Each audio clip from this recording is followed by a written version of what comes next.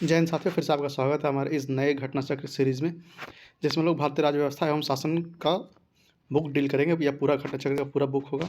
इसमें हम लोग एक ही प्रश्न नहीं छोड़ेंगे, तो आप लोग बस बने रहिए हमारे वीडियो में। और इसमें हम एक ही प्रश्न नहीं छोड़ेंगे, चैप्टर 1 से लेकर के चैप्टर 42 तक, प्रश्न विविधता तक सारे के सारे प्रश्न एक एक करके हम लोग डील करेंगे। तो आप लोग बने रहिए। अगर आप लोग हमारे चैनल पर नए हैं और अभी तक हमारे चैनल को सब्सक्राइब नहीं किया तो प्लीज़ सब्सक्राइब कर लीजिए, ताकि जब भी नया वीडियो हम इस पर अपलोड करें तो आप तक इसका नोटिफिकेशन जल्द से जल्द पहुंच जाए और आपको किसी भी तरह की कोई परेशानी ना हो वीडियो ढूंढने में। इस वीडियो को ज़्यादा से ज़्यादा शेयर कीजिए उन लोगों तक जो इस बार बीपीएससी का एग्ज़ाम देने वाले। उम्मीद करते हैं कि इस एग्ज़ाम से पहले हम इस वीडियो को, इस पूरे के पूरे किताब को पूरी तरह से ख़त्म कर लेंगे और आपको पॉलिटी में कोई भी दिक्कत ना हो, यह कोशिश हमारी रहेगी। तो इस वीडियो को ज़्यादा से ज़्यादा शेयर कीजिए उन लोगों तक जो कि इस बार बीपीएससी का एग्ज़ाम देने वाले हैं। और लाइक कीजिए, शेयर कीजिए, सब्सक्राइब कीजिए हमारे चैनल और सपोर्ट कीजिए हमें, ताकि हम और भी अच्छे अच्छे वीडियो आपके लिए बना सकें और आपको उसका लाभ एग्ज़ाम हॉल में मिल सके। तो शुरू करते हैं। इससे पहले हम लोगों ने इतिहास का पूरा घटना चक्र सीरीज़ किया है, तो अगर आप लोग नहीं देखा तो लिंक मैं डिस्क्रिप्शन बॉक्स में डाल दूँगा। और हम लोगों ने स्पीडी करंट अफेयर किया है, बिहार और सेंटर दोनों का। फिर हम लोगों ने बीपीएससी का बिहार स्पेशल जो घटना चक्र का बुक आता है वो भी किया हुआ। अगर आप लोगों ने उससे नहीं देखा तो लिंक मैं उसका भी डिस्क्रिप्शन बॉक्स में डाल दूँगा, आप लोग जाइए उसे भी चेक कीजिए। हम लोगों ने विक्टोरिया करंट अफेयर का सीरीज़ पूरा किया हुआ है। अगर आप लोगों ने उसे भी नहीं देखा तो लिंक मैं डिस्क्रिप्शन बॉक्स में डाल दूँगा, उसका भी आप लोग जाइए चेक कीजिए। आप लोग लगभग पूरे प्लेलिस्ट को चेक कीजिए तो आपको बहुत सारे वीडियो मिलेंगे ऐसे, जो कि इस बार बीपीएससी के एग्ज़ाम के लिए आपके लिए काफ़ी लाभदायक होंगे। तो चलिए इसी के साथ शुरू करते हैं। पहला चैप्टर होगा जिसमें भारत का संवैधानिक विकास होगा, जिसमें पहला चैप्टर होगा कंपनी के शासन हेतु पारित अधिनियम। तो आइए पहला चैप्टर से शुरू करते हैं। यहाँ पे देखिए, यह पहला चैप्टर यहाँ पे शुरू होगा, भारतीय राज्य व्यवस्था एवं शासन, भारत का संवैधानिक विकास, जिसमें पहला होगा कंपनी के शासन हेतु पारित अधिनियम। तो यहाँ पहला प्रश्न शुरू करने से पहले मैं फिर से ये कहूँगा, अगर आप लोग हमारे चैनल पर नए हैं और अभी तक चैनल को सब्सक्राइब नहीं किया तो प्लीज़ प्लीज़ प्लीज़ इसे सब्सक्राइब करके हमें सपोर्ट करें। आइए पहला प्रश्न देखते हैं। निम्नलिखित में से किस अधिनियम में कलकत्ता में सर्वोच्च न्यायालय की स्थापना का प्रावधान किया गया? तो यह है रेगुलेटिंग एक्ट 1773। निम्नलिखित में से किस अधिनियम में कलकत्ता में सर्वोच्च न्यायालय की स्थापना का प्रावधान किया गया? तो रेगुलेटिंग एक्ट 1773। सर्वोच्च न्यायालय की स्थापना के संबंध में निम्नलिखित में से कौन सा कथन सही है? तो कलकत्ता में सर्वोच्च न्यायालय की स्थापना 1773 के रेगुलेटिंग एक्ट के द्वारा की गई थी, बिल्कुल सही है। लेमेस्टर इस न्यायालय के प्रथम मुख्य न्यायाधीश थे, यह गलत है। तो ए ऑप्शन हो जाएगा, केवल एक सही है इसमें। कलकत्ता के सर्वोच्च न्यायालय की स्थापना 1773 के रेगुलेटिंग एक्ट के द्वारा की गई थी। यहाँ पे मिलान करने के लिए दिया, सूची 1 को सूची 2 से सम्मिलित कीजिए तथा सूचियों के नीचे दिए गए कूट का सही उत्तर चयन कीजिए। तो उसमें नियंत्रण परिषद की स्थापना हो जाएगी। पिट्स का भारत अधिनियम 1774। सर्वोच्च न्यायालय की स्थापना यह हो जाएगा नियामक अधिनियम 1773। इंडियन मिशनरियों को भारत में कार्य करने की अनुमति, यह हो जाएगा चार्टर अधिनियम 1813। और गवर्नर जनरल का परिषद में कानूनी सदस्य की नियुक्ति, यह हो जाएगा चार्टर अधिनियम 1833। तो बी ऑप्शन 2, 1, 3, 4, बी ऑप्शन 2, 1, 3, 4 आप लोग यहाँ पर मिलान कर सकते हैं। निम्नलिखित में से किसने या किनसे भारत में अंग्रेजी शिक्षा की नींव पड़ी? तो इसका हो जाएगा 1833 का चार्टर एक्ट, यह बिल्कुल सही हो जाएगा। General committee of public and instruction 1823, यह भी सही हो जाएगा। प्राच्यविद एवं आंगलविद विवाद, यह भी सही हो जाएगा। तो डी ऑप्शन हो जाएगा 1, 2, 3, इसमें तीनों सही है। फिर से निम्नलिखित में से किससे या किनसे भारत में अंग्रेजी शिक्षा की नींव पड़ी? तो 1813 का charter act. General committee of public instruction 1823। फिर प्राच्यविद एवं आंगलविद विवाद, यह भी सही हो गया। तो डी ऑप्शन 1, 2, 3, इसमें तीनों सही हो जाएगा। किस अधिनियम के द्वारा ब्रिटिश संसद में चाय और चीन के साथ व्यापार को छोड़कर ईस्ट इंडिया कंपनी ने भारत के साथ व्यापारिक एकाधिकार को समाप्त कर दिया? तो यह था 1813 का चार्टर अधिनियम। किस अधिनियम के द्वारा ब्रिटिश संसद ने चाय और चीन के साथ व्यापार को छोड़कर ईस्ट इंडिया कंपनी के भारत के साथ व्यापारिक एकाधिकार को समाप्त कर दिया? तो यह था 1813 का चार्टर अधिनियम। चार्टर एक्ट 1813 के संबंध में निम्नलिखित कथनों पर विचार कीजिए। तो इसमें कौन सा सही है यह देखना है। इसमें ईस्ट इंडिया कंपनी के व्यापार एकाधिपत्य को चाय का व्यापार तथा चीनी के साथ व्यापार को छोड़कर समाप्त कर दिया, यह बिल्कुल सही है। इसने कंपनी द्वारा अधिकार के लिए गए भारतीय राज्य क्षेत्रों पर ब्रिटिश राज्य क्राउन की संप्रभुता को सुदृढ़ किया, यह भी सही है। भारत का राजस्व अब ब्रिटिश संसद के नियंत्रण में आ गया था, यह गलत है। तो ए ऑप्शन हो जाएगा 1 और 2, इसमें सही है। फिर से, इसने भारत में ईस्ट इंडिया कंपनी के व्यापार एकाधिकार को चाय का व्यापार तथा चीन के साथ व्यापार को छोड़कर समाप्त कर दिया, यह बिल्कुल सही है। इसने कंपनी द्वारा अधिकार के लिए भारतीय राज्य क्षेत्रों पर ब्रिटिश राज क्राउन की संप्रभुता को सुदृढ़ किया, यह भी सही है, तो ए ऑप्शन हो जाएगा। एक और दो इसमें सही है। किस अधिनियम ने भारतवासियों को अपने देश के प्रशासन में कुछ हिस्सा लेना संभव बनाया, तो यह चार्टर एक्ट 1833। किस अधिनियम ने भारतवासियों को अपने देश के प्रशासन में कुछ हिस्सा लेना संभव बनाया, तो चार्टर एक्ट 1833। तो 7 प्रश्न के साथ यह चैप्टर यहाँ पर समाप्त होता है। अगला चैप्टर शुरू होगा ब्रिटिश ताज के शासनाधीन पारित अधिनियम। इससे पहले मैं फिर से ये कहूँगा अगर आप लोग हमारे चैनल पर नए और अभी तक चैनल को सब्सक्राइब नहीं किया तो प्लीज़ प्लीज़ प्लीज़ इसे सब्सक्राइब करके हमें सपोर्ट करें। आइए पहला प्रश्न देखते हैं। निम्नलिखित में से किस अधिनियम के अंतर्गत भारतीय विधान परिषद को बजट पर बहस करने की शक्ति प्राप्त हुई, तो यह था भारत परिषद अधिनियम 1892। निम्नलिखित में से किस अधिनियम के अंतर्गत भारतीय विधान परिषद को बजट पर बहस करने की शक्ति प्राप्त हुई, तो यह था भारतीय परिषद अधिनियम 1892। ब्रिटिश भारत में सांप्रदायिक प्रतिनिधित्व की व्यवस्था निम्नलिखित में से किस अधिनियम द्वारा की गई थी, तो यह था मार्ले मिंटो सुधार 1909। ब्रिटिश संसद में सांप्रदायिक प्रतिनिधित्व की व्यवस्था निम्नलिखित में से किस अधिनियम द्वारा की गई, तो मार्ले मिंटो सुधार 1909। निम्नलिखित में से किस एक अधिनियम द्वारा भारत में संघीय न्यायालय की स्थापना की गई थी, तो यह था उपयुक्त में से कोई नहीं, मतलब भारत परिषद अधिनियम गलत है, भारतीय सरकार अधिनियम 1909 यह भी गलत है, भारत सरकार अधिनियम 1919 यह भी गलत है, तो डी ऑप्शन हो जाएगा उपयुक्त में से कोई नहीं। भारत का संघीय न्यायालय निम्नलिखित में से किस वर्ष में स्थापित किया गया था, तो यह था 1937। भारत में संघीय न्यायालय निम्नलिखित में से किस वर्ष स्थापित किया गया था, 1937 में। केंद्र में द्वैध शासन किस अधिनियम के अंतर्गत स्थापित किया गया था, तो यह था भारत सरकार अधिनियम 1935। केंद्र में द्वैध शासन किस अधिनियम के अंतर्गत स्थापित किया गया था, तो भारत सरकार अधिनियम 1935। निम्नलिखित में से किस अधिनियम ने केंद्र में द्वैध शासन प्रणाली को स्थापित किया था, तो यह था भारत शासन अधिनियम 1935। निम्नलिखित में से किस अधिनियम ने केंद्र में द्वैध शासन प्रणाली को स्थापित किया था, तो यह था भारत शासन अधिनियम 1935। 1917 में भारत शासन अधिनियम के निम्नलिखित में से कौन सी प्रमुख विशेषता है, तो इसमें हो जाएगा प्रांतों की कार्यकारिणी सरकार में द्वैध शासन की स्थापना व्यवस्था, यह बिल्कुल सही है। मुसलमानों के लिए पृथक सांप्रदायिक निर्वाचन मंडल की व्यवस्था, यह गलत है। केंद्र द्वारा प्रांतों को विधायनी शक्ति का हस्तांतरण, यह भी सही है, तो सी ऑप्शन हो जाएगा। 1 और 3 इसमें सही है। फिर से 1919 में भारत शासन अधिनियम में निम्नलिखित में से कौन सी प्रमुख विशेषता है, तो यह हो जाएगा प्रांतों की कार्यकारी सरकार में द्वैध शासन की व्यवस्था, यह बिल्कुल सही है। केंद्र द्वारा प्रांतों को विधायनी शक्ति का हस्तांतरण, यह भी सही है, तो सी ऑप्शन हो जाएगा। 1 और 3 इसमें सही।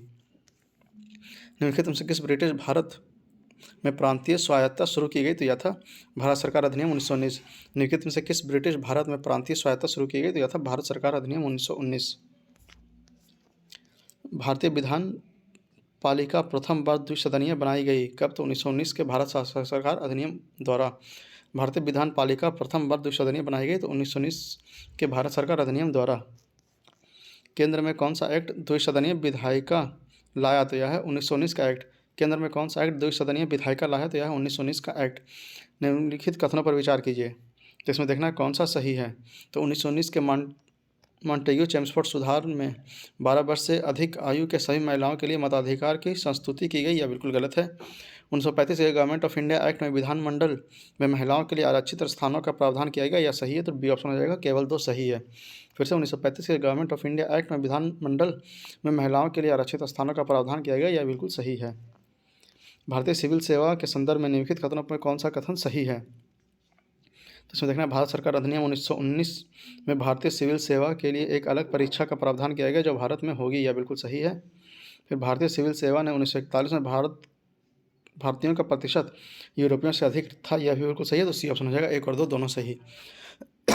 फिर से भारतीय सिविल सेवा के संदर्भ में निम्नलिखित कथनों में कौन सा कथन सही है, तो भारत सरकार अधिनियम 1919 में भारतीय सिविल सेवा के लिए एक अलग परीक्षा का प्रावधान किया गया जो भारत में होनी थी, यह बिल्कुल सही है।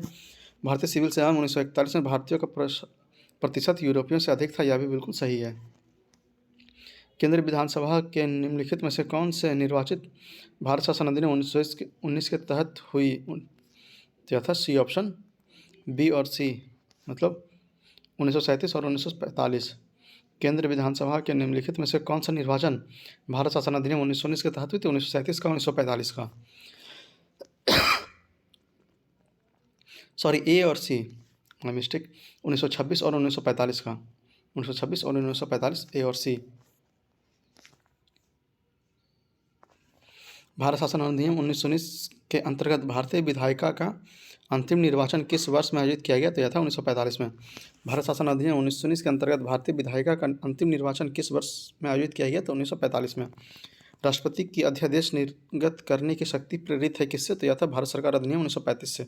राष्ट्रपति की अध्यादेश निर्गत करने की शक्ति प्रेरित है किससे? तो भारत सरकार अधिनियम 1935 से। निम्नलिखित में से किस अधिनियम द्वारा संवैधानिक निरंकुशता का सिद्धांत प्रवृत्त किया गया था? तो यह था सी ऑप्शन 1935 का भारत सरकार अधिनियम। निम्नलिखित में से किस अधिनियम द्वारा संवैधानिक निरंकुशता का सिद्धांत प्रवृत्त किया गया था? तो यह था सी ऑप्शन 1935 का भारत सरकार अधिनियम। भारत के संविधान में केंद्र और राज्यों के बीच किस नए शक्तियों का विभाजन इनमें से किसमें उल्लेखित योजना पर आधारित है? तो यह सी ऑप्शन हो जाएगा भारत सरकार अधिनियम 1935। भारत के संविधान में केंद्र और राज्यों के बीच किए गए शक्तियों के विभाजन इनमें से किसमें उल्लेखित योजनाओं पर आधारित है? तो सी ऑप्शन भारत सरकार अधिनियम 1935। निम्नलिखित में से भारत सरकार अधिनियम 1935 की मुख्य विशेषताओं में क्या नहीं है? तो इस अधिनियम की में अखिल भारतीय महासंघ का प्रावधान था, यह बिल्कुल सही है। अवशिष्ट विषय प्रांतीय विधायिकाओं को आवंटित किया गया, यह बिल्कुल गलत है। यह प्रांतीय स्वायत्तता के सूत्रपात का संकेतक था, यह बिल्कुल सही है।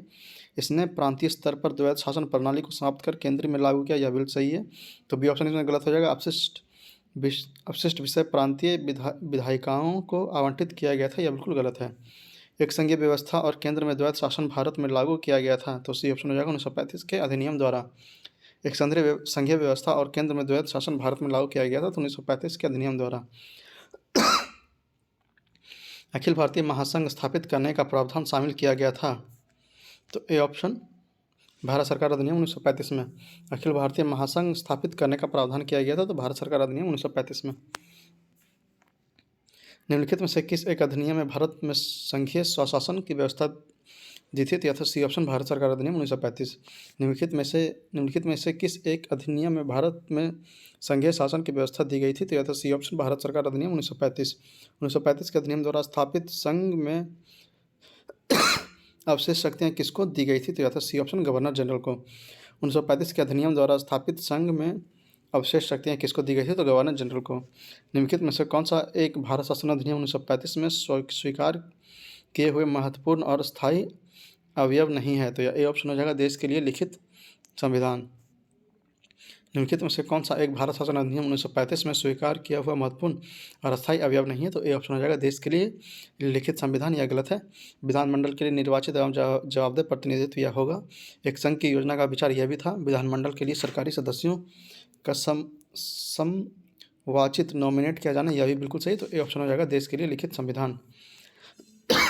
1935 के गवर्नमेंट ऑफ इंडिया एक्ट क्यों महत्वपूर्ण था? तो ये ऑप्शन यह भारतीय संविधान के प्रमुख स्रोत था। 1935 के गवर्नमेंट ऑफ इंडिया एक्ट क्यों महत्वपूर्ण था? तो यह भारतीय संविधान का प्रमुख स्रोत है। निम्नलिखित अधिनियम में किस अधिनियम के फलस्वरूप बर्मा भारत से अलग हुआ था? तो यह था C option government of India act. निम्नलिखित अधिनियमों में किस अधिनियम के फलस्वरूप बर्मा भारत से अलग हुआ था? तो यह था गवर्नमेंट ऑफ इंडिया एक्ट 1935। तो 25 प्रश्न के साथ यह चैप्टर यहाँ पे समाप्त होता है। अब शुरू होगा संविधान सभा एवं संविधान निर्माण प्रक्रिया। इसका पहला प्रश्न देखते हैं। पहला प्रश्न देखने से पहले फिर से मैं ये कहूँगा कि अगर आप लोग हमारे चैनल पर नए हैं और अभी तक चैनल को सब्सक्राइब नहीं किया तो प्लीज़ प्लीज़ प्लीज़ इसे सब्सक्राइब करके हमें सपोर्ट करें। भारत के लिए संविधान की रचना हेतु संविधान सभा के विचार निम्नलिखित में से सर्वप्रथम किसमें प्रस्तुत किया गया था? तो यह था स्वराज पार्टी 1934 में। भारत के लिए संविधान की रचना हेतु संविधान सभा का विचार निम्नलिखित में से सर्वप्रथम किसमें प्रस्तुत किया गया था? तो स्वराज पार्टी ने 1934 में। स्वतंत्रता से के पूर्व के दिनों में प्रारंभ में किसने संविधान निर्मात्री सभा का विचार प्रस्तुत किया था? तो यह थे ए ऑप्शन SN राय। स्वतंत्रता के पूर्व के दिनों में प्रारंभ में किसने संविधान निर्मात्री सभा का विचार प्रस्तुत किया था? तो यह थे MN राय। एक निर्वाचित संविधान सभा द्वारा भारत के संविधान का निर्माण करने का प्रस्ताव किया गया था, तो सी ऑप्शन क्रिप्स मिशन द्वारा। एक निर्वाचित संविधान सभा द्वारा भारत के संविधान का निर्माण करने का प्रस्ताव किया गया था, तो क्रिप्स मिशन द्वारा। कैबिनेट मिशन योजना के अंतर्गत संविधान निर्मात्री परिषद में प्रत्येक प्रांत को आवंटित सदस्य संख्या निर्धारित करने के लिए एक प्रतिनिधि कितने जनसंख्या के अनुपात में था? तो यह था 10 लाख व्यक्ति। कैबिनेट मिशन योजना के अंतर्गत संविधान निर्मात्री परिषद में प्रत्येक प्रांतों को आवंटित सदस्य संख्या निर्धारित करने के लिए एक प्रतिनिधि कितनी जनसंख्या के अनुपात में था? तो यह था 10 लाख व्यक्ति। इन व्यक्तियों में कौन कैबिनेट मिशन का सदस्य नहीं था? तो ए ऑप्शन हो जाएगा विलियम वुड। इन व्यक्तियों में कौन कैबिनेट मिशन का सदस्य नहीं था? तो यह था विलियम वुड। भारतीय संविधान के गठन किया गया था? तो सी ऑप्शन कैबिनेट मिशन योजना 1946 के अंतर्गत।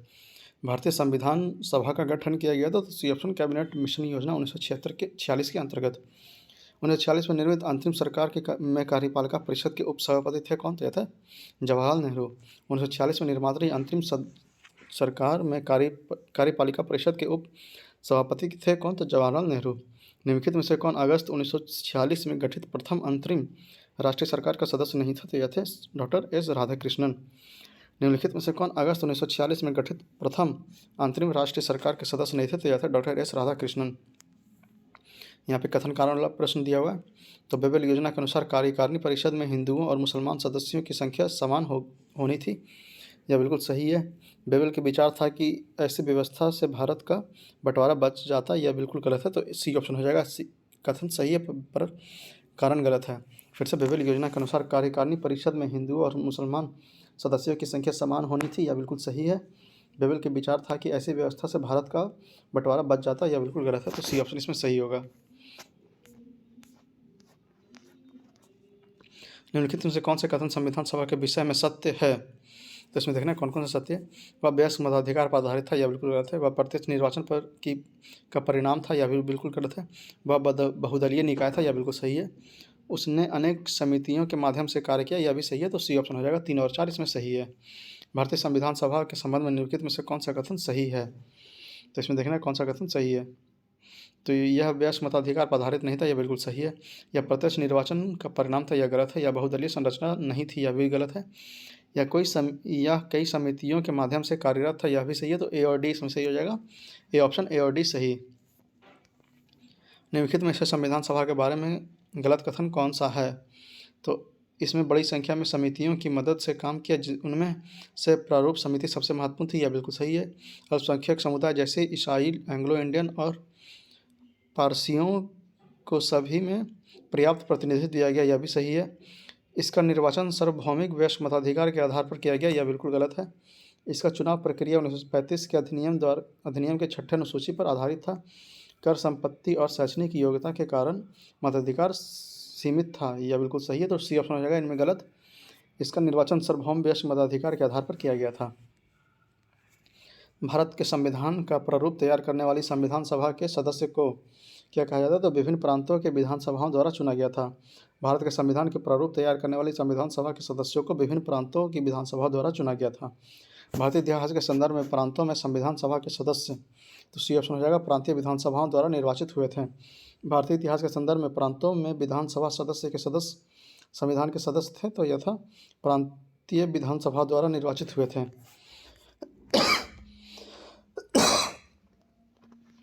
संविधान सभा के सदस्यों का चुनाव कैसे हुआ था? तो यह हुआ था प्रांतीय सभाओं द्वारा। संविधान सभाओं के सदस्यों का चुनाव हुआ था कैसे? तो प्रांतीय सभाओं द्वारा। संविधान सभा के चुने हुए स्थायी अध्यक्ष कौन थे? तो यह थे डॉक्टर राजेंद्र प्रसाद। संविधान सभा के चुने हुए स्थायी अध्यक्ष कौन थे? तो यह थे डॉक्टर राजेंद्र प्रसाद। संविधान सभा की प्रथम बैठक की अध्यक्षता किसने की थी? तो यह किए थे डॉक्टर सच्चिदानंद सिन्हा ने। संविधान सभा की प्रथम बैठक की अध्यक्षता किसने की थी? तो डॉक्टर सच्चिदानंद सिन्हा ने।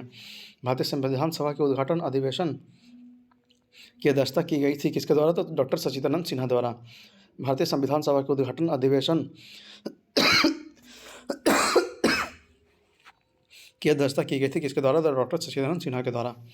भारत की संविधान निर्मात्री सभा के अध्यक्ष कौन थे? तो यह थे डॉक्टर राजेंद्र प्रसाद। भारत की संविधान निर्मात्री सभा के अध्यक्ष कौन थे? तो यह थे डॉक्टर राजेंद्र प्रसाद। स्वतंत्र भारत की संविधान सभा के अध्यक्ष कौन थे? तो यह थे डॉक्टर राजेंद्र प्रसाद। स्वतंत्र भारत की संविधान सभा के अध्यक्ष कौन थे? तो डॉक्टर राजेंद्र प्रसाद थे। संविधान सभा के प्रथम मनोनीत उपसभापति कौन थे? तो यह थे फ्रैंक एंथोनी। संविधान सभा के प्रथम मनोनीत उपसभापति कौन थे? तो यह थे फ्रैंक एंथोनी। भारतीय संविधान सभा की स्थापना की गई थी तो 9 दिसंबर 1946 को। भारतीय संविधान सभा की स्थापना की गई थी 9 दिसंबर 1946 को। संविधान सभा की प्रथम बैठक कब हुई थी? तो यह हुई थी 9 दिसंबर 1946 को। संविधान सभा की प्रथम बैठक कब हुई थी? तो 9 दिसंबर 1946 को।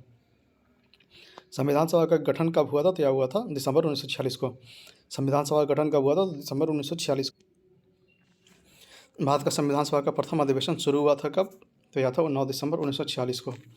भारतीय संविधान सभा का प्रथम अधिवेशन कब शुरू हुआ था? तो यह 9 दिसंबर 1946 को। भारतीय संविधान सभा की पहली बैठक कब हुई थी? तो हुई थी 9 दिसंबर 1946 को। भारतीय संविधान सभा की पहली बैठक कब हुई थी? 9 दिसंबर 1946 को। भारत को संविधान देने का प्रस्ताव संविधान सभा द्वारा पारित किया गया था कब? तो जनवरी 22, 1947 को। भारत को एक संविधान देने का प्रस्ताव संविधान सभा द्वारा पारित किया गया था कब? तो जनवरी 22, 1947 को। संविधान सभा के प्रमुख संविधान की प्रस्तावना का प्रस्ताव किसने रखा था? तो जवाहरलाल नेहरू। संविधान सभा के प्रमुख संविधान के प्रस्तावना का प्रस्ताव किसने रखा था? तो जवाहरलाल नेहरू ने। संविधान सभा में उद्देश्य प्रस्ताव निम्न में से किस एक के द्वारा प्रस्तुत किया गया था? तो यह थे पंडित जवाहरलाल नेहरू। संविधान सभा के उद्देश्य प्रस्ताव निम्नलिखित में से किस एक के द्वारा प्रस्तुत किया गया था? तो पंडित जवाहरलाल नेहरू के द्वारा। भारतीय संविधान के निर्माण से संबंधित निम्नलिखित कथनों में कौन सा सही है? तो इसमें देखना है कौन सा सही है। तो पंडित जवाहरलाल नेहरू ने उद्देश्य प्रस्ताव का जो संविधान सभा द्वारा स्वीकार किया गया था संविधान के निर्माण पर असर था, यह बिल्कुल सही है। उद्देश्य का बहुत महत्वपूर्ण उद्देश्यों की पूर्ति करते हैं, यह भी सही है। संविधान को भारत के लोगों ने आदेशित किया था, यह भी सही है। राज्य के मुखिया को लोग प्रत्यक्ष रूप से निर्वाचित करते थे, यह गलत है। तो ये ऑप्शन हो जाएगा 1, 2, 3 इसमें सही है। ये ऑप्शन 1, 2, 3 इसमें सही है। भारतीय संविधान को बनाने हेतु भारतीय संविधान सभा के कुल कितने अधिवेशन हुए थे? तो हुए थे 12 अधिवेशन। भारतीय संविधान को बनाने हेतु भारतीय संविधान सभा के कुल कितने अधिवेशन हुए थे? तो 12 अधिवेशन हुए थे। भारत का संविधान सभा के अंतिम बैठक का सही तिथि को बताइए। तो यह है 24 जनवरी 1950। भारत के संविधान सभा के अंतिम बैठक की सही तिथि को बताइए। तो यह है 24 जनवरी 1950। भारत के संविधान के निम्नलिखित में से संविधान सभा को कितनी समय लगा? तो यह लगा था 2 वर्ष 11 महीना और 18 दिन। भारत के संविधान के निर्माण में संविधान सभा को कितना समय लगा था? तो 2 वर्ष 11 महीना और 18 दिन लगा था। यहाँ पे सुमेलित करने के लिए दिया हुआ है। तो संविधान सभा के पहले अध्यक्ष कौन थे? तो यह थे H.C. मुखर्जी। फिर प्रारूप समिति के मूलतः एकमात्र कांग्रेस सदस्य कौन थे? तो यह थे K.M. मुंशी। फिर राजस्थान के रियासतों का प्रतिनिधित्व करने वाले संविधान सभा के सदस्य कौन थे? तो यह थे V.T. कृष्णाचारी। और संघ संविधान समिति के अध्यक्ष थे, यह थे जवाहरलाल नेहरू। बी ऑप्शन हो जाएगा 4, 3, 1, 2। B option 4, 3, 1, 2। भारतीय संविधान के निर्माण के समय संवैधानिक सलाहकार कौन थे? तो यह थे B.N. राव। भारतीय संविधान के निर्माण के समय संवैधानिक सलाहकार कौन थे? तो यह थे B.N. राव। भारतीय संविधान का प्रथम प्रारूप तैयार किया गया था किसके द्वारा? तो B.N. राव द्वारा। भारतीय संविधान का प्रारूप प्रस्तुत किया गया था, तैयार किया गया था, तो B.N. राव द्वारा। संविधान सभा ने भारतीय संविधान को तृतीय वाचन का प्रारंभ किया है। तो इसका आंसर स्टार मार्क दिया हुआ है। 17 नवंबर 1949 को होगा, जो कि आंसर में नहीं दिया हुआ, इसलिए इसका आंसर स्टार मार्क दिया हुआ। आप लोग इसे विवरण बॉक्स में पढ़ सकते हैं। भारत का संविधान पूर्ण रूप से तैयार हुआ था नवंबर 26, 1949 को। भारत का संविधान पूर्ण रूप से तैयार हुआ था कब? तो नवंबर 26, 1949 को। भारतीय संविधान को संविधान सभा द्वारा अंगीकृत किया गया था कब? तो 26 नवंबर 1949 को। भारतीय संविधान को संविधान सभा द्वारा अंगीकृत किया गया था कब? तो 26 नवंबर 1949 को। संविधान सभा द्वारा भारतीय संविधान को स्वीकृत किया गया था कब? तो 26 नवंबर 1949 को। संविधान सभा द्वारा भारतीय संविधान को स्वीकृत किया गया था कब? तो 26 नवंबर 1949 को। भारत के संविधान की स्थिति को अपनाया गया था, तो अपनाया गया था 26 नवंबर 1949 को। भारत का संविधान की स्थिति को अपनाया गया था, तो 26 नवंबर 1949 को। भारतीय संविधान कब लागू हुआ था? तो 26 जनवरी 1950 को। भारतीय संविधान कब लागू हुआ था? 26 जनवरी 1949 को। संविधान को 26 जनवरी के दिन लागू करने का निर्णय इसलिए लिया गया क्योंकि कांग्रेस ने इस तिथि को 1930 में स्वतंत्रता दिवस के रूप में मनाया था।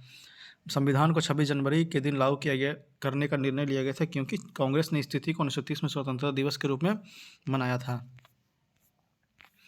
भारतीय संविधान दिवस कब मनाया जाता है? तो यह मनाया जाता है 26 नवंबर को। भारतीय संविधान दिवस कब मनाया जाता है? तो 26 नवंबर को। भारतीय संविधान को अपनाया गया था संविधान सभा द्वारा। भारतीय संविधान को अपनाया गया था संविधान सभा द्वारा। भारतीय संविधान को 26 नवंबर 1949 को किसके द्वारा अधिनियमित किया गया? तो यह किया गया था संविधान सभा द्वारा। भारतीय संविधान को 26 नवंबर 1949 को किसके द्वारा अधिनियमित किया गया था? तो संविधान सभा द्वारा। भारत का संविधान अंगीकृत एवं अधिनियमित हुआ था 26 नवंबर 1949 को। भारतीय संविधान अंगीकृत एवं अधिनियमित हुआ था तो 26 नवंबर 1949 को। बी आर अम्बेडकर का संविधान सभा में निर्वाचन हुआ था? बम्बई प्रेसिडेंसी से। बी आर अम्बेडकर को संविधान सभा में निर्वाचित हुआ था तो बम्बई प्रेसिडेंसी से। डॉक्टर भीमराव अम्बेडकर का जन्म और मृत्यु कब हुई थी? तो बी ऑप्शन 1891 और 1956। डॉक्टर भीमराव अम्बेडकर का जन्म और मृत्यु कब हुई थी? तो 1891 और 1956 में। निम्नलिखित कथनों पर विचार कीजिए तो कौन सा इसमें सही है? तृतीय गोलमेज सम्मेलन के विचार विमर्श की परिणति भारत सरकार अधिनियम 1935 के पारित होने का रूप में हुई तो यह बिल्कुल सही है। भारतीय सरकार अधिनियम 1935 में ब्रिटिश सरकार के सूबे और भारतीय रियासतों के एक संघ पर आधारित ऑल इंडिया फेडरेशन का गठन का उपबंध किया गया, यह भी बिल्कुल सही है। तो सी ऑप्शन हो जाएगा, 1 और 2 इसमें सही है। फिर से तृतीय गोलमेज सम्मेलन के विचार विमर्श की परिणति भारत सरकार अधिनियम 1935 के पारित होने के रूप में हुई, यह बिल्कुल सही है। भारत सरकार अधिनियम 1935 में ब्रिटिश भारत के सूबों और भारतीय रियासतों की एक संघ पर आधारित ऑल इंडिया फेडरेशन का गठन का उपबंध किया गया, यह भी सही है। तो सी ऑप्शन हो जाएगा, 1 और 2 इसमें दोनों सही। यहाँ पे कथन और कारण वाला प्रश्न है। भारत का संविधान देश की आवश्यकताओं की पूर्ति करता है, यह बिल्कुल सही है। और इसको एक गृहस्थी संविधान कहा जाता है, यह भी बिल्कुल सही है। तो बी ऑप्शन हो जाएगा, ए और आर दोनों सत्य, परंतु आर ए का सही स्पष्टीकरण नहीं करता है। फिर से भारत का संविधान देश की आवश्यकताओं की पूर्ति करता है, यह बिल्कुल सही है। इसको एक गृहस्थी संविधान कहा जाता है, यह भी बिल्कुल सही है। संविधान सभा में वयस्क मताधिकार को 15 वर्ष के लिए स्थगित करने की बात की गई थी मौलाना आज़ाद ने। संविधान सभा के वयस्क मताधिकार को 15 वर्ष के लिए स्थगित करने की बात कही थी किसने? मौलाना आज़ाद ने। निम्नलिखित में से किसने सुझाव दिया था कि भारत की स्वतंत्रता के बाद भारतीय राष्ट्रीय कांग्रेस को एक राजनीतिक दल के रूप में भंग कर देना चाहिए? तो यह है महात्मा गांधी। निम्नलिखित में से किसने सुझाव दिया था कि भारतीय की स्वतंत्रता के बाद भारतीय राष्ट्रीय कांग्रेस को एक राजनीतिक दल के रूप में भंग कर देना चाहिए? तो यह है महात्मा गांधी। निम्नलिखित में से किसने कहा था एक संविधान एक मशीन की तरह बेजान चीज़ है, इसे वे लोग जान फूंकते हैं जो इसका नियंत्रण करते हैं। भारत में बस कुछ ईमानदार लोगों की आवश्यकता है जिसके लिए राष्ट्रहित ही सर्वोपरि है। तो यह कहते हैं डॉक्टर राजेंद्र प्रसाद ने। निम्नलिखित में से किसने कहा था एक संविधान एक मशीन की तरह बेजान चीज़ है, इसमें वे लोग जान फूंकते हैं जो इसका नियंत्रण करते हैं। भारत में बस कुछ ईमानदार लोगों की आवश्यकता है जिसके लिए राष्ट्रहित ही सर्वोपरि है। तो यह कहते हैं डॉक्टर राजेंद्र प्रसाद ने। अपनी राष्ट्रवादी प्रक्रिया में भारतीय संविधान के निर्माताओं ने अल्पसंख्यकों के हितों तथा भवनों के महत्व को कम करके आका है, यह कथन किसका है? तो यह कथन है आइवर जेनिस का। अपनी राष्ट्रवादी प्रतिक्रियाओं में भारतीय संविधान के निर्माताओं ने अल्पसंख्यकों के हितों तथा भावनाओं के महत्व को कम करके आका, यह कथन है किसका? तो यह है आइवर जेनिस का।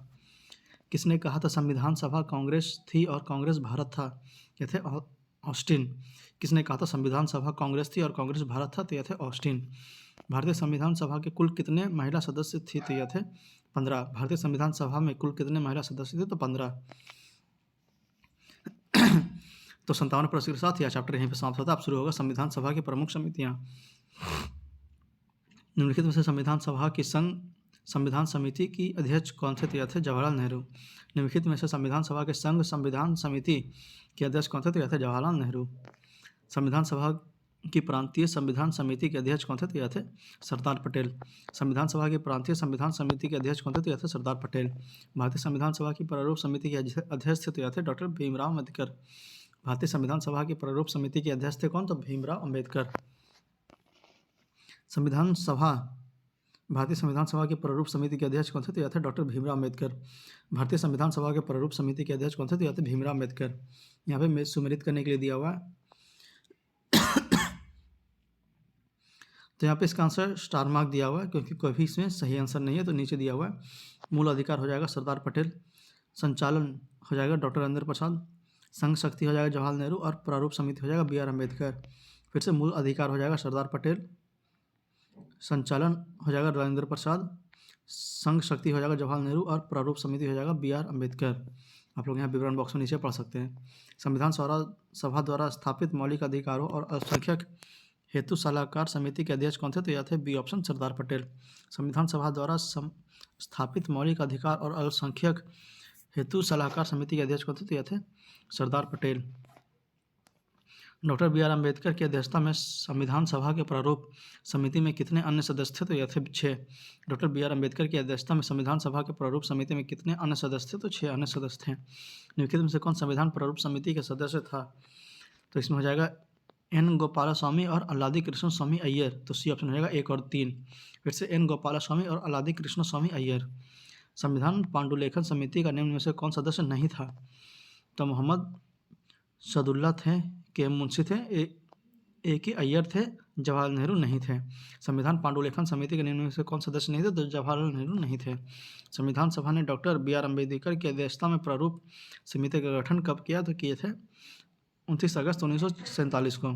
संविधान सभा ने डॉक्टर बी आर अम्बेडकर की अध्यक्षता में प्रारूप समिति का गठन कब किया था? तो 29 अगस्त 1947 को। संविधान निर्मात्री परिषद की झंडा समिति के अध्यक्ष कौन थे? तो ये थे डॉक्टर राजेंद्र प्रसाद। संविधान निर्मात्री परिषद की झंडा समिति के अध्यक्ष कौन थे? तो डॉक्टर राजेंद्र प्रसाद। तो 11 प्रश्न के साथ यह चैप्टर यहाँ पे समाप्त होता है। अब शुरू होगा संविधान सभा के स्रोत। तो पहला प्रश्न, भारत के संविधान की उद्देशिका का विचार लिया गया था किससे? तो यूएसए के संविधान से। भारत के संविधान की उद्देशिका का विचार लिया गया था किससे? तो यूएसए के संविधान से। भारतीय राजनीतिक व्यवस्था में इनमें से कौन सर्वोच्च है? तो यह है संविधान। भारतीय राजनीतिक व्यवस्था में इनमें से कौन सर्वोच्च है? तो संविधान सर्वोच्च है। भारत में न्यायिक पुनरीक्षण जुडिशियल रिव्यू की संकल्पना निम्नलिखित देश के संविधान से ली गई थी। तो यह था संयुक्त राज्य अमेरिका।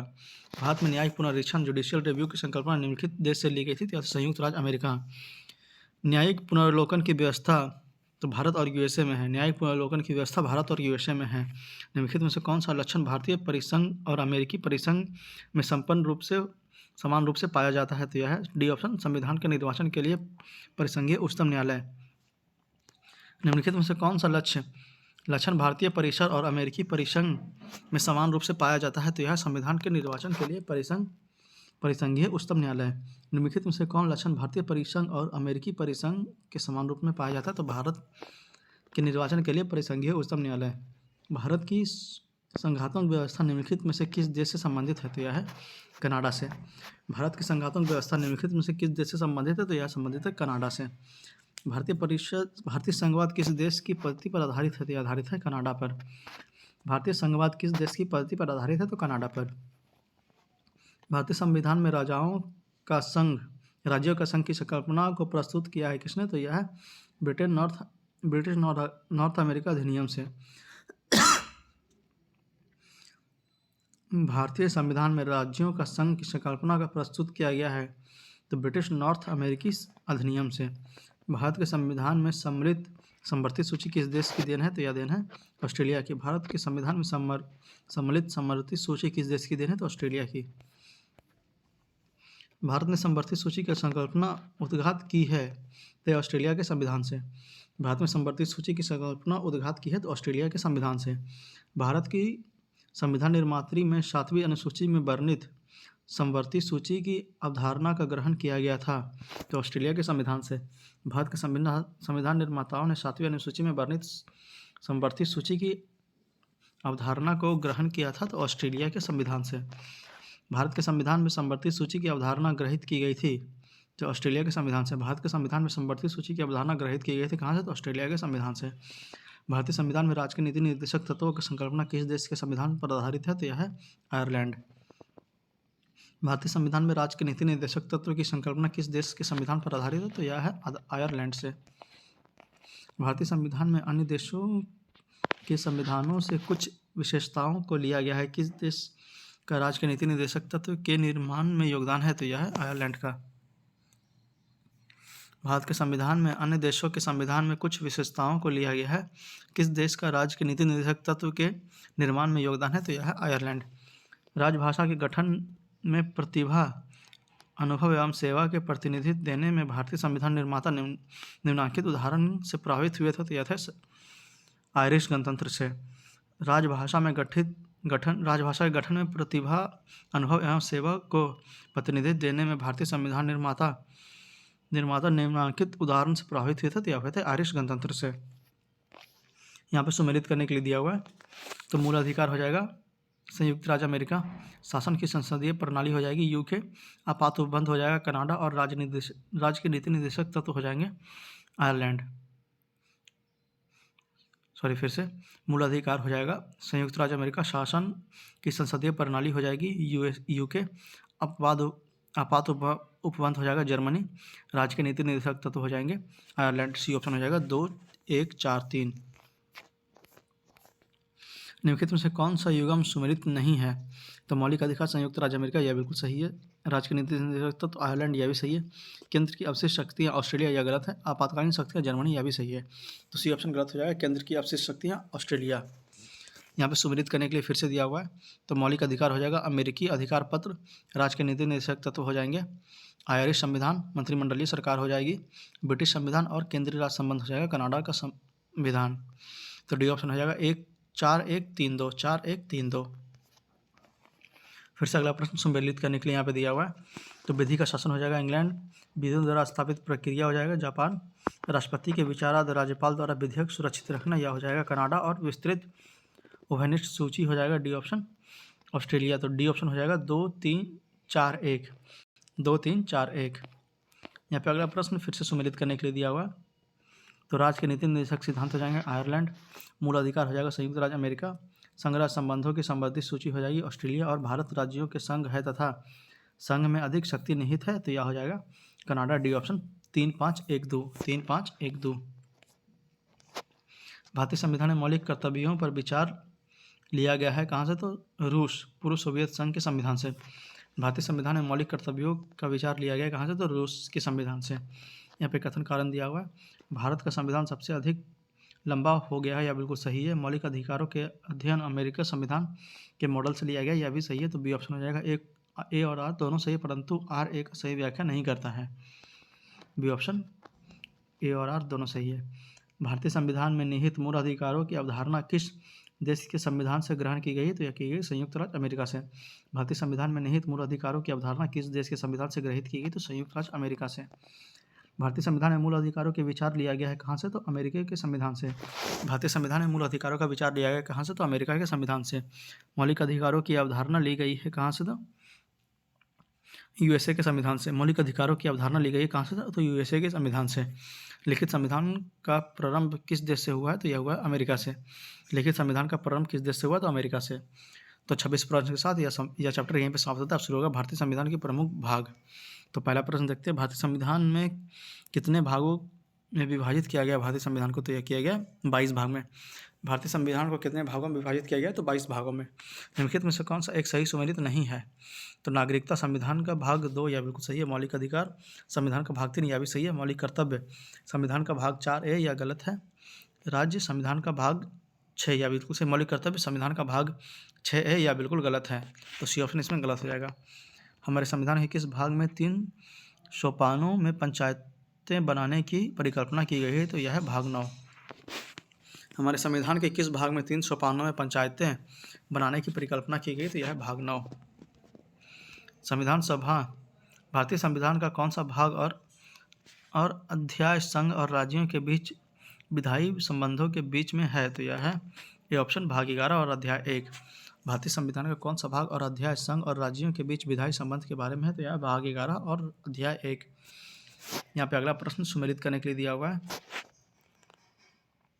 तो उपबंधों का अंत यह हो जाएगा मूलाधिकार, ग्रामीण पंचायतों का गठन यह हो जाएगा राज्य के नीति निर्देशक तत्व। फिर 6 से 14 वर्ष तक के बच्चों या प्रतिपाल्य के लिए शिक्षा का अवसर प्रदान करना, यह हो जाएगा मौलिक कर्तव्य। और इंडिया अर्थात भारत राज्यों का संघ हो जाएगा, यह हो जाएगा संघ और उसका राज्य क्षेत्र। B option 3-1-4-2, B option 3-1-4-2।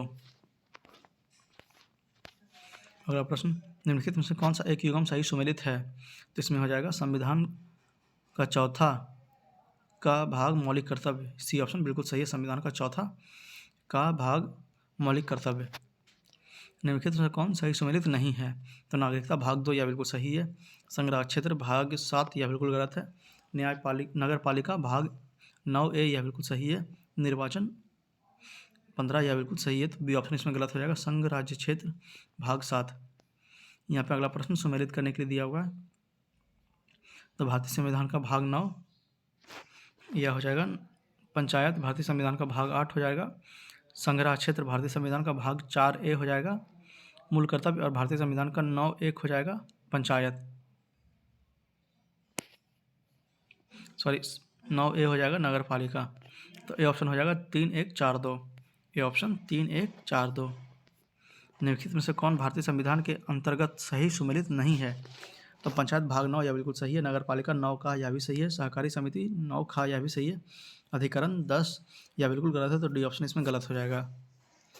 भारतीय संविधान के किस भाग में पंचायती राज व्यवस्था संबंधी प्रावधान दिया गया है? तो यह है 9 में। भारतीय संविधान में किस भाग में पंचायत राज्य व्यवस्था संबंधी प्रावधान किया गया है? तो यह 9 में किया गया है।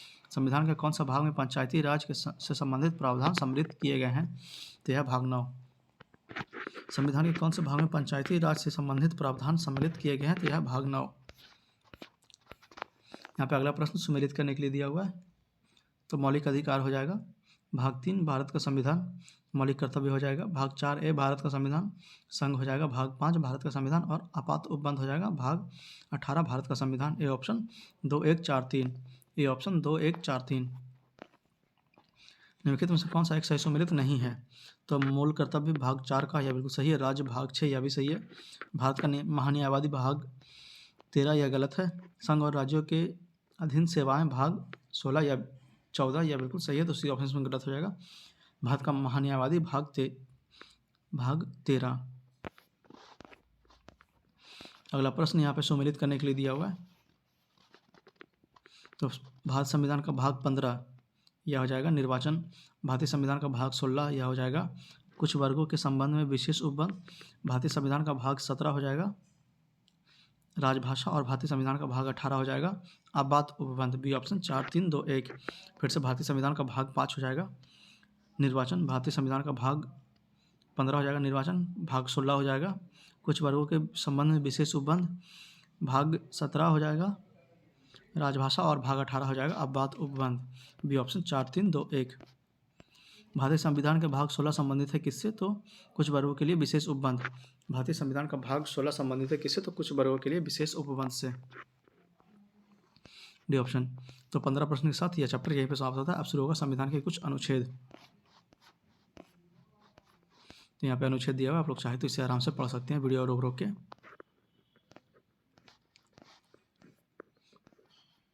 आइए पहला प्रश्न देखते हैं। भारतीय संविधान में है, तो यह 400 से अधिक अनुच्छेद। भारतीय संविधान में है 400 से अधिक अनुच्छेद। भारतीय संविधान में आरंभ में कितने अनुच्छेद थे? तो यह था 395। भारतीय संविधान के आरंभ में कितने अनुच्छेद थे? तो 395 अनुच्छेद थे। वर्तमान में भारतीय संविधान में गणना की दृष्टि से कुल कितने अनुच्छेद और अनुसूचियाँ हैं? तो यहाँ पे स्टार मार्क इसका आंसर दिया हुआ है, आप लोग चाहें तो यहाँ विवरण बॉक्स में यहाँ पे पढ़ सकते हैं नीचे। आइए अगला प्रश्न। मूल भारतीय संविधान में कितने भाग, अनुच्छेद और अनुसूचियाँ थी? तो ये ऑप्शन हो जाएगा 22 भाग 395 अनुच्छेद और 8 अनुसूचियाँ। मूल संविधान में कितने भाग, अनुच्छेद और अनुसूचियाँ थी? तो 22 भाग 395 अनुच्छेद और 8 सूचियाँ। भारतीय संविधान में सम्मिलित है तो 395 अनुच्छेद, 22 भाग और 12 अनुसूचियाँ। भारतीय संविधान में सम्मिलित है कितना? तो 395 अनुच्छेद, 22 भाग और 12 अनुसूचियाँ। यहाँ पर सुमेलित करने के लिए दिया हुआ है, तो आइए देखते हैं।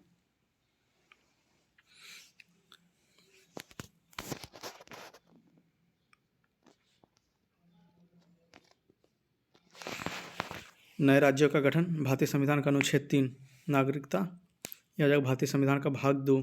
मौलिक अधिकार हो जाएगा भारतीय संविधान का भाग 3, और प्रशासनिक अधिकरण की संस्था हो जाएगी भारतीय संविधान का अनुच्छेद 323A। ए ऑप्शन हो जाएगा 2 1 4 3। फिर से नए राज्यों का गठन हो जाएगा भारतीय संविधान का अनुच्छेद 3, नागरिकता हो जाएगा भारतीय संविधान का भाग 2, मौलिक अधिकार हो जाएगा भारतीय संविधान का भाग 3, और प्रशासनिक अधिकार की स्थापना हो जाएगा भारतीय संविधान का अनुच्छेद 323A। राष्ट्रपति की सिफारिश के बगैर कोई विधेयक जो कर लगाता है विधायिका में नहीं रखा जा सकता। यह प्रावधान भारत के संविधान के किस अनुच्छेद के अंतर्गत है? यह है 117 के अंतर्गत। राष्ट्रपति की सिफारिश के बगैर कोई विधेयक जो कि कर लगाता है विधायिका में नहीं रखा जा सकता। यह प्रावधान भारत के संविधान के किस अनुच्छेद के अंतर्गत है? तो यह है अनुच्छेद 117। वित्तीय विधेयकों के बारे में विशेष उपबंध किस अनुच्छेद के अंतर्गत किया गया है? तो यह अनुच्छेद 117 के अंतर्गत किया गया है। वित्तीय विधेयकों के बारे में विशेष उपबंध किस अनुच्छेद के अंतर्गत किया गया है? तो 117 के अंतर्गत किया गया है। भारतीय संविधान के किस अनुच्छेद के अंतर्गत अखिल भारतीय सेवाओं का प्रावधान किया गया है? तो यह अनुच्छेद 312। भारतीय संविधान के किस अनुच्छेद के अंतर्गत अखिल भारतीय सेवाओं का प्रावधान किया गया? तो अनुच्छेद 312। निम्नलिखित में से कौन सी जोड़ी संस्था और संविधान के अनुच्छेद सुमेलित हैं? तो बी ऑप्शन हो जाएगा भारत का निर्वाचन आयोग अनुच्छेद 324। निम्नलिखित में से कौन से जोड़ी संस्था और संविधान के अनुच्छेद सुमेलित है? तो भारतीय के निर्वाचन आयोग अनुच्छेद 324। निम्नलिखित में से कौन सा एक सुमेलित नहीं है? तो अनुच्छेद 39A समान न्याय एवं निःशुल्क विधि सहायता, यह बिल्कुल सही है। अनुच्छेद 40 ग्राम पंचायतों का संगठन, यह भी सही है। अनुच्छेद 44 समान नागरिक संहिता, यह भी सही है।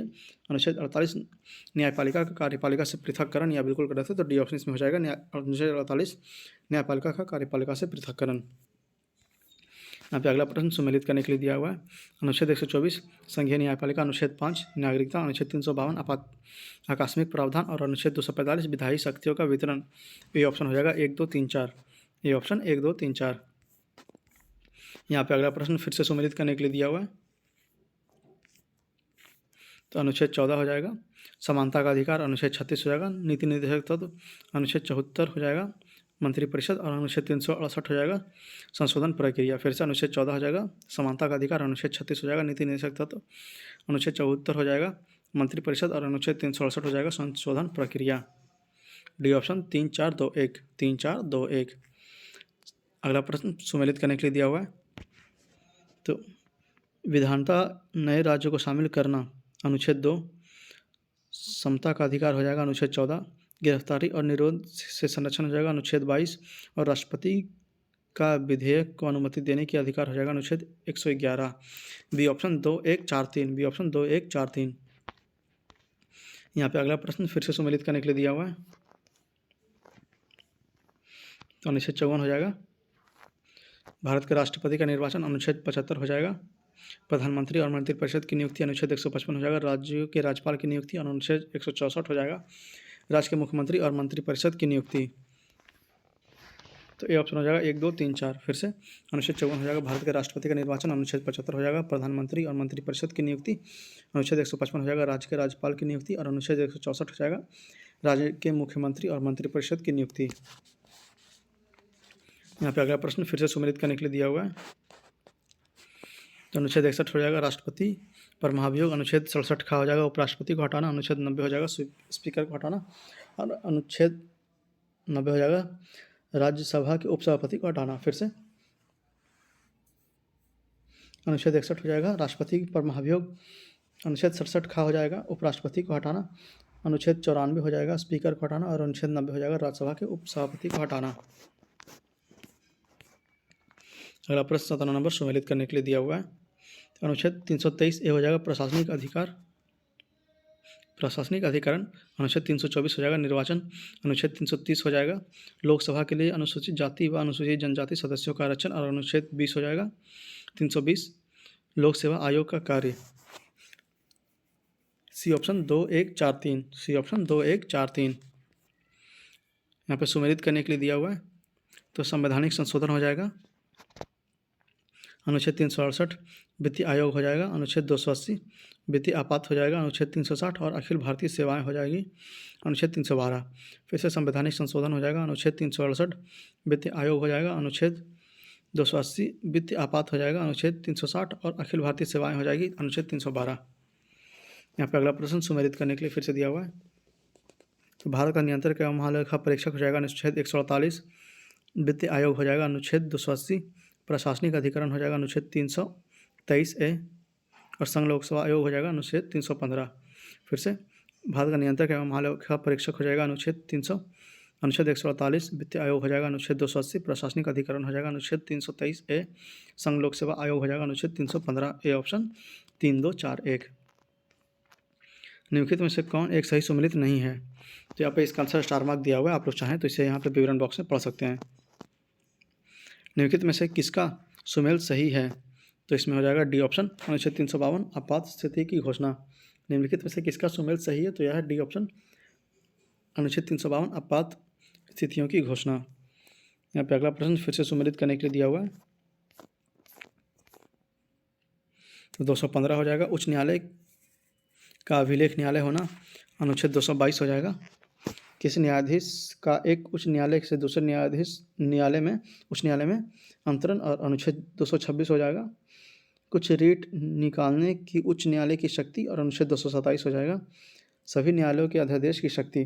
फिर से अनुच्छेद 215 हो जाएगा। उच्च न्यायालय क्या अभिलेख न्यायालय होना, अनुच्छेद 222 हो जाएगा। किसी न्यायाधीश का एक उच्च न्यायालय से दूसरे उच्च न्यायालय में अंतरण, अनुच्छेद 226 हो जाएगा। कुछ रीट निकालने की उच्च न्यायालय की शक्ति, और अनुच्छेद 227 हो जाएगा। सभी न्यायालयों का अधिकार अधिक्षण की शक्ति। ये ऑप्शन 4132, ये ऑप्शन 4132। संविधान सभा के किस अनुच्छेद में केंद्र शासित प्रदेशों के लिए उच्च न्यायालय का प्रावधान है, तो यह है अनुच्छेद 241। संविधान सभा के किस अनुच्छेद के अंतर्गत केंद्र शासित प्रदेशों में उच्च न्यायालय का प्रावधान है, तो यह अनुच्छेद 241। यहाँ पे अगला प्रश्न सुमेलित करने के लिए दिया हुआ है, तो अनुच्छेद 76 हो जाएगा। भारत का महान्यायवादी, अनुच्छेद 148 हो जाएगा। भारत का नियंत्रक एवं महालेखा परीक्षक, अनुच्छेद 75(1) हो जाएगा। केंद्रीय मंत्रियों की नियुक्ति, और अनुच्छेद 331 हो जाएगा। सर्वोच्च न्यायालय का क्षेत्रीकरण, सर्वोच्च न्यायालय का क्षेत्राधिकार। फिर से अनुच्छेद 76 हो जाएगा भारत का महान्यायवादी, अनुच्छेद 148 हो जाएगा भारत का नियंत्रक एवं महालेखा परीक्षक, अनुच्छेद 75(1) हो जाएगा केंद्रीय मंत्रियों की नियुक्ति, अनुच्छेद 131 हो जाएगा सर्वोच्च न्यायालय का क्षेत्राधिकार। अगला प्रश्न फिर से सुमेलित करने के लिए यहाँ पे दिया हुआ है, तो इसका आंसर स्टार मार्क दिया हुआ है क्योंकि इसका कोई भी ऑप्शन इसमें सही सुमेलित नहीं किया हुआ है।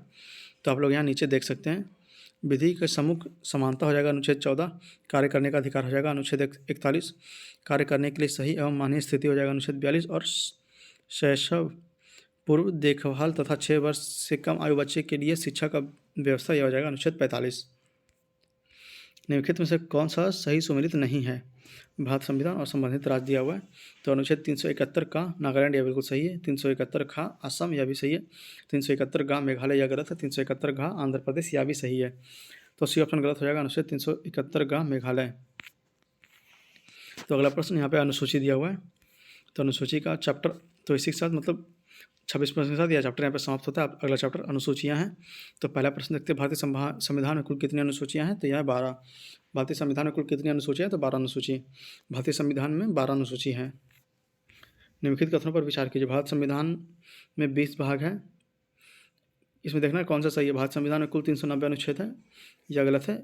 1 और 2 गलत है। भारतीय संविधान में 9वीं, 10वीं, 11वीं और 12वीं अनुसूची को संविधान संशोधन अधिनियम द्वारा जोड़ा गया, यह बिल्कुल सही। तो सी ऑप्शन हो जाएगा, केवल 3 इसमें सही। भारत के संविधान में 9वीं, 10वीं, 11वीं और 12वीं अनुसूची को संविधान संशोधन अधिनियम द्वारा जोड़ा गया है।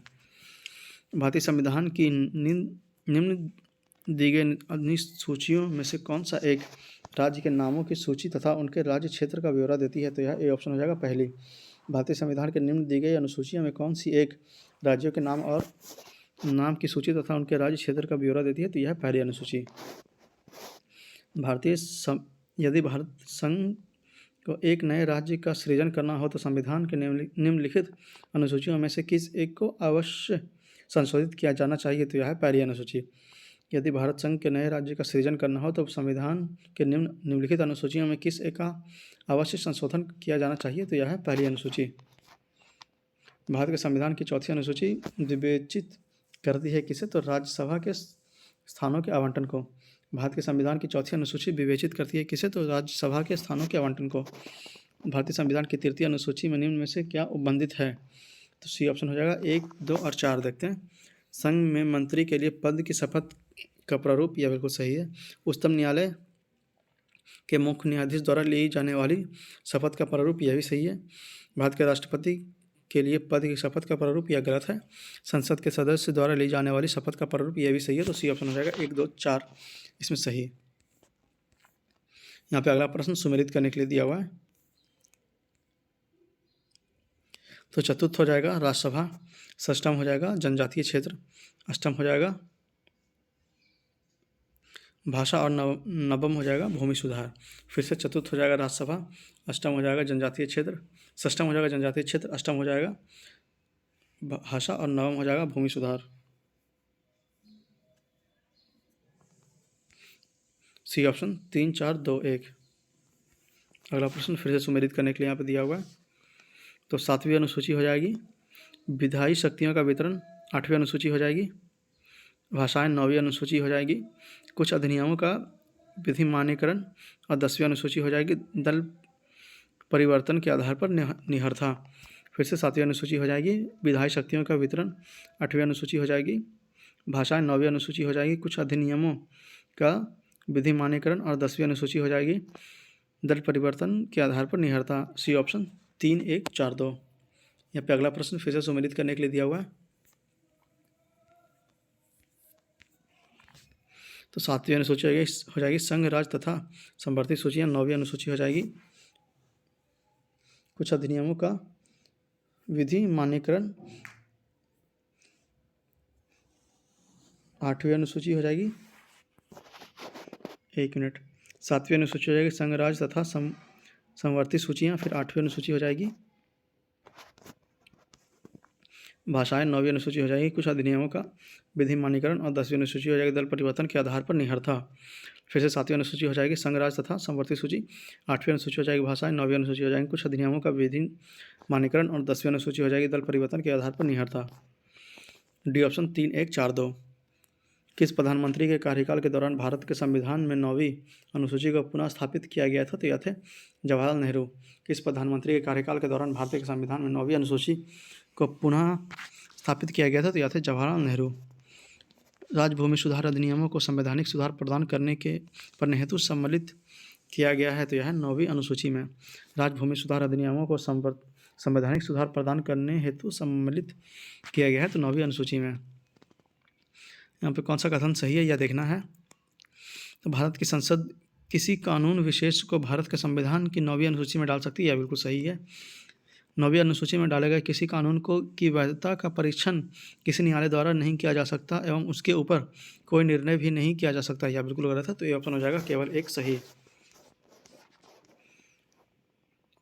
कोयलो केस भारत के संविधान की किस अनुसूची से संबंधित है? तो यह है 9वीं अनुसूची से। कोयलो केस भारत के संविधान की किस अनुसूची से संबंधित है? तो यह है 9वीं अनुसूची से। मिलान करें तो यहाँ पे मिलान करने में देखना है। तो संघ सूची हो जाएगा 97 प्रविष्टि, राज्य सूची हो जाएगा 66 प्रविष्टियाँ और संवर्ती सूची हो जाएगी 47 प्रविष्टियाँ। फिर से संघ सूची हो जाएगी 97 प्रविष्टियाँ, राज्य सूची हो जाएगी 66 प्रविष्टियाँ और संवर्ती सूची हो जाएगी 47 प्रविष्टियाँ। B option A, C, B। Bharat के संविधान के अंतर्गत आर्थिक योजना का विषय है क्या? तो संवर्ती सूची में।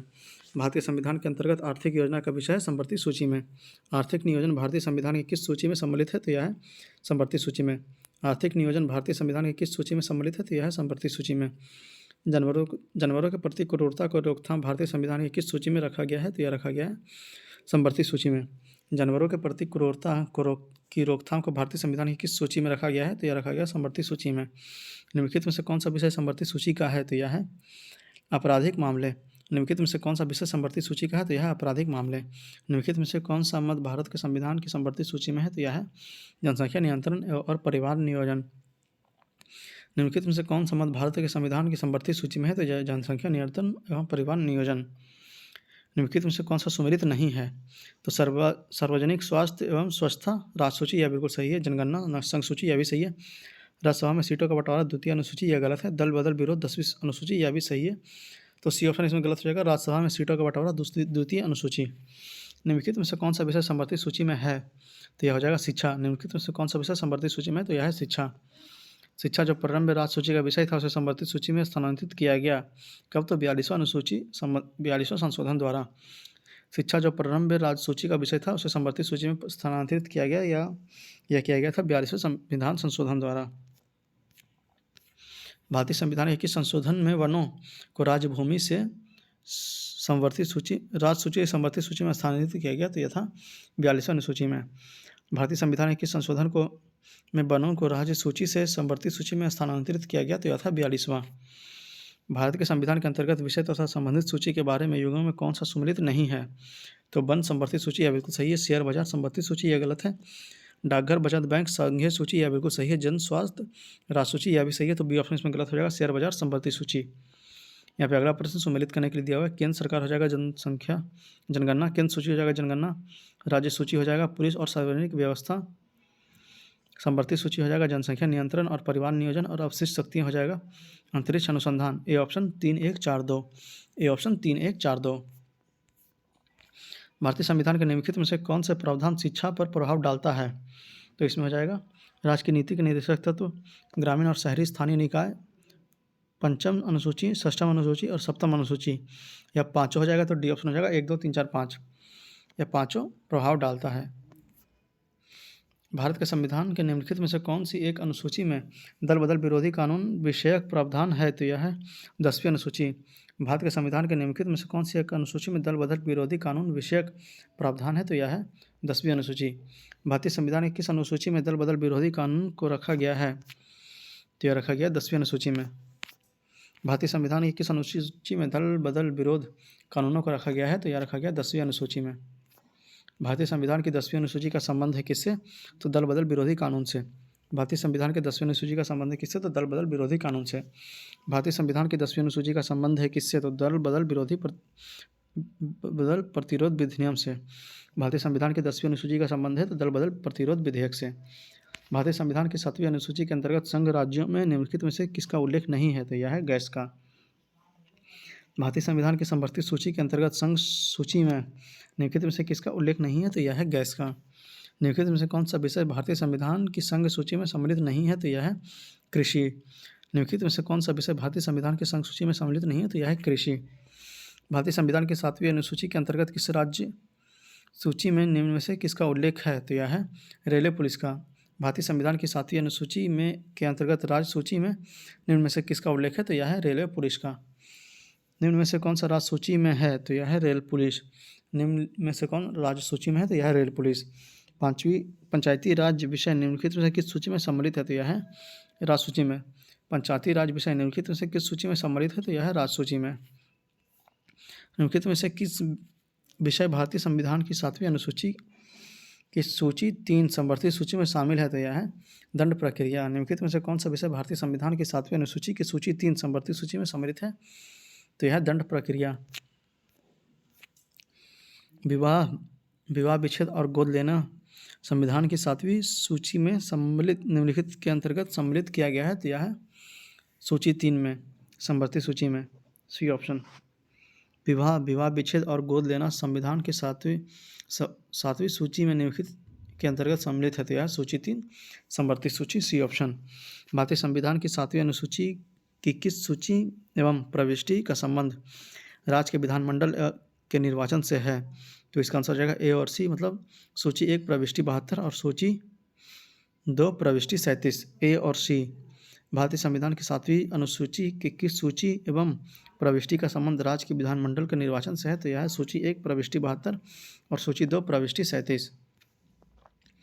सरकारों द्वारा शुल्क एवं कर लगाने का अधिकार संविधान की किस अनुसूची में उल्लेखित है? तो यह है 7वीं अनुसूची में।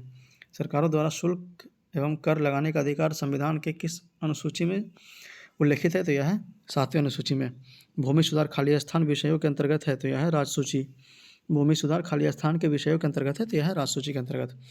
भारत के संविधान की किस अनुसूची के अधीन जनजातीय भूमि का खनन के लिए निजी पक्षकारों के अंतरण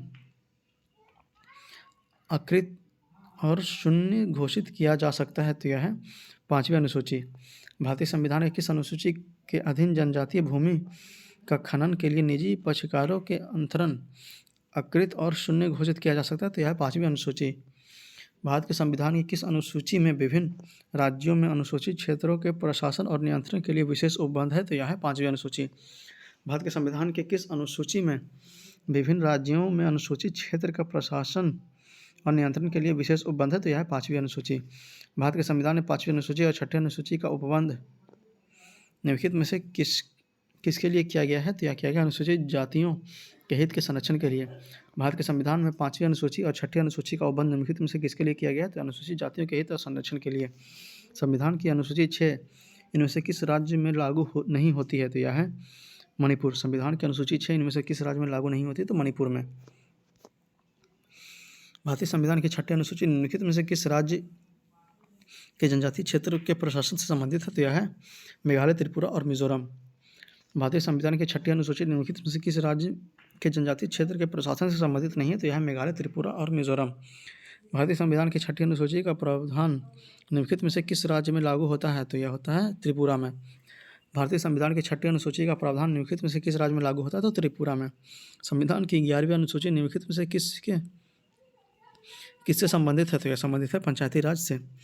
संविधान की 11वीं अनुसूची निम्नलिखित में से किससे संबंधित है? तो यह संबंधित है पंचायती राज से। भारत के संविधान की 11वीं अनुसूची में कितने विषय हैं? तो यह है 29 विषय। भारत के संविधान में 11वीं अनुसूची में कितने विषय हैं? तो 29 विषय हैं। तो 49 प्रश्न के साथ यह चैप्टर यहीं पे समाप्त होता है। हम इस वीडियो को भी यहीं समाप्त करेंगे। अगले वीडियो में, अगले लेक्चर में हम लोग उद्देशिका से देखेंगे। तो मिलते हैं आपसे अगले वीडियो में। तब तक के लिए पढ़ते रहिए। जय हिंद, जय भारत। और आपसे बस यही अनुरोध है फिर से कि अगर आप लोग हमारे चैनल पर नए हैं और अभी तक हमारे चैनल को सब्सक्राइब नहीं किया है तो प्लीज़ प्लीज़ प्लीज़ ये सब्सक्राइब करके हमें सपोर्ट करें। और वीडियो को एग्ज़ाम से पहले जितना ज़्यादा बार देखेंगे उतना ही आपके लिए फ़ायदेमंद होगा और उतना ही आपका रिवीजन अच्छे से हो सकेगा। तो इसे कम से कम 2-3 बार जरूर देखें ताकि आपका रिवीजन बहुत अच्छे से हो सके। तो मिलते हैं अगले वीडियो में। तब तक के लिए देखते रहिए। धन्यवाद। जय हिंद, जय भारत।